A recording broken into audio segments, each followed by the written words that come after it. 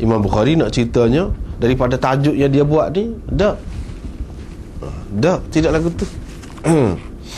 Bahkan ada lebih, bahkan sampai satu peringkat tu lebih cintakan kepada orang lain daripada diri sendiri. Kalau sampai pada tu, mana tinggi benar lah iman itu. Tinggi benar iman itu. Itu hak dia nak ceritanya dari segi tertib dia tu. Dari segi tertib dia. Dan sebahagiannya telah kita sebutkan baru ni, sebahagiannya.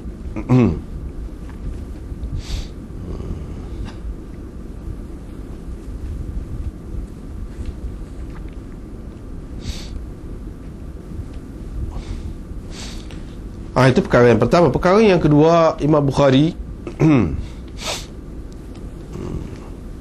dia buat tajuk ni kan.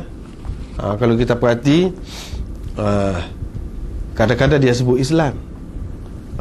Macam baru ni 18, muka surat 18, Ayyul Islam afdal, it'amut ta'am minal Islam. Hak ni minal iman an yuhibba li akhihi ma yuhibbu li nafsihi. Muka surat 19, Hubbur Rasul minal iman. Iman dengan Islam ni Imam Bukhari dia tukar-tukar semua.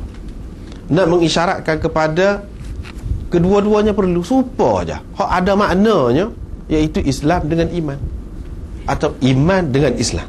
Bukan iman saja-saja aja. Tidak. Kedua-duanya itu penting. Sebab tu dia selalu tukar. Nak ceritanya kedua-dua ni sama. Kalau kita sebut iman pun bukan makna iman saja. Iman sekali dengan Islam lah. Kalau kita sebut Islam pun bukan Islam saja, sekali dengan iman lah. Itu maksud Imam Bukhari. Perkara yang kedua.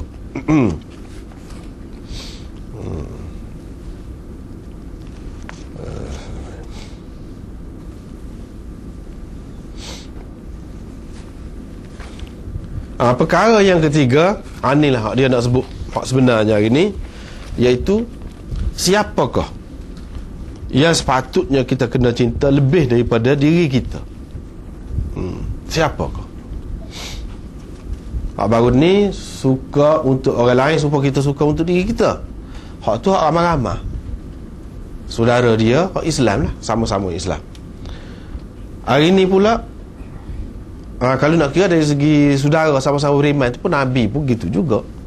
Tetapi dia lebih lagi. Hak naknya baru betul, baru selamat sekiranya kita cintakan kepada Rasulullah lebih daripada diri kita.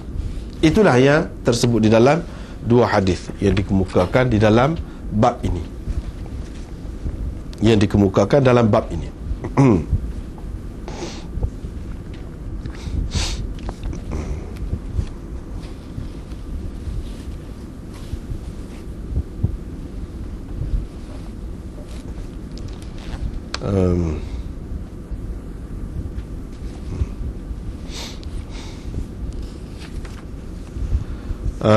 Kita molek juga jajan sekali, walaupun tidak mesti sama lah. Sebabnya kalau nak cerita pasal ni dia suku pula. Cerita pasal perawi-perawi ni. Kalau kita tengok hadis yang ke-13 ni, hari ni yang kita baca ni, perawi mula-mula sekali Abu Yaman, yang kedua Syuaib, yang seterusnya Abu Zinad, dan seterusnya sebab ada situ je lah. Berkenaan dengan Abu Yaman sudah pun diceritakan dalam Badul Wahyi dulu. Syuaib pun begitu juga. Abu Zinad, siapa dia?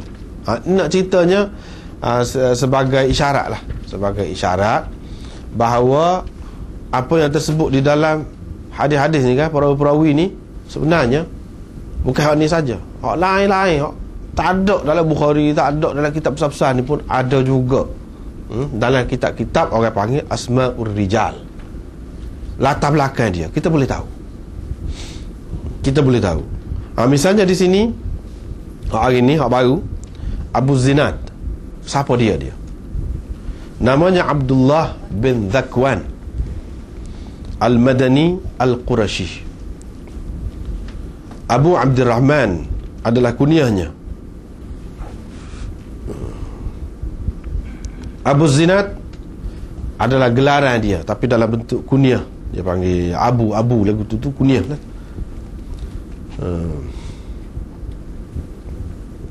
Dan dia terkenal dengan gelaran ini, Abu Zinad. Dia ni terkenal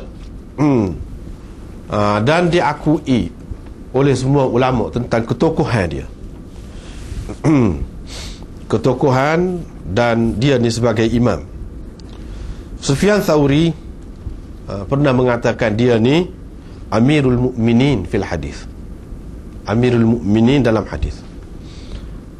Sufyan Tsauri ni orang besar lah, salah seorang imam mujtahid. Abu Hatim kata thiqah, sahibu sunnah, wa huwa mimman taqumu bihi al-hujjah idza rawa anhu thiqat. Dia ni seorang yang dipercayai, orang yang mengikut sunnah, dan boleh dibuat hujah. Ni tinggi ni.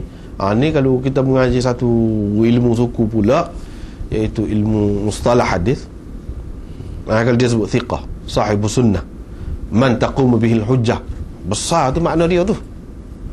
Dalam agama ni, kalau riwayat dia tu boleh buat hujah, boleh buat dalil. Riwayat hak mari melalui dia, kalau dia ada tu lah. Kena tengok juga hak lain tu pun, kena tengok juga. Tapi bahagian dia tu memang boleh terima, boleh buat hujah.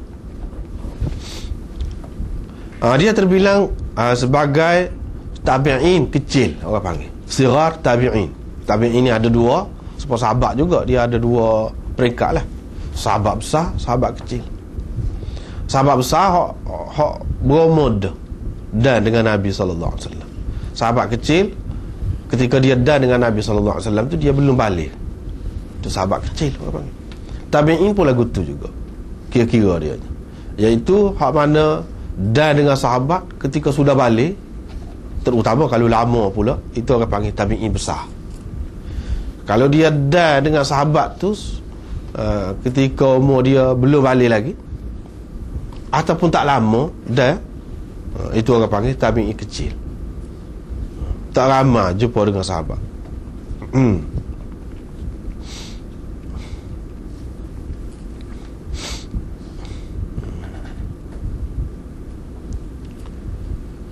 Imam Ahmad kata tentang dia ni, Abu Zinad lebih tinggi lagi dari segi fiqh dia, dari segi kedalaman fahamannya, daripada Rabi'ah.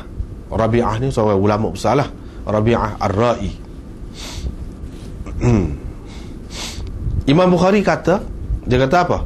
Kalau musnad Abu Hurairah, kalau riwayat daripada Abu Hurairah, hak paling sahih sanad dia, hak paling sahih sanad dia ialah Abu Zinad anil A'raj an Abi Hurairah. Supaya kita duduk baca ni, ni paling sahih. Abu Zinad dia ambil daripada A'raj, A'raj ambil daripada Abi Hurairah. Hak ni paling sahih. Pada tahun 130 Hijrah, ketika berumur 96, dia meninggal dunia. A'raj, namanya apa ni? Abu Daud Abdurrahman bin Hurmuz Al-Madani Al-Qurashi. Ini pun tabi'i. Lepas tu dia dalam kitab ni dia sebutlah, sebab kalau dalam kitab Asma'ur Rijal tu dia sebut setiap orang perawi ni dia belajar daripada siapa, dan dia ambil hadis daripada siapa. Sebenarnya kalau kau besar kitab tu, kau ramah lah dia sebutnya. Lepas tu orang yang ambil hadis daripada dia siapa, dia sebut nama. Bermakna kalau orang yang mengaji ilmu ni, kalau katakanlah dia jumpa satu sanad itu, dikatakan orang ni ambil daripada orang ni, dia akan cek tengok tak ada orang ni. Dalam kitab-kitab besar-besar tu, orang ni nama sekian ni tak ada ambil daripada dia. Hak disebut sebagai anak murid dia ni senarai, hak disebut sana ni tak ada. Situ meragukan. Bila meragukan, tengoklah betul ke tidak pula. Takut ada hak terlepas kalau lagu mana hak tidak disebut, kena cek molek lah. Biasanya kalau tidak disebut tu dak lah, gitu. Terutama dalam kitab-kitab yang besar lah, seperti misalnya Tahdhibut Tahdhib,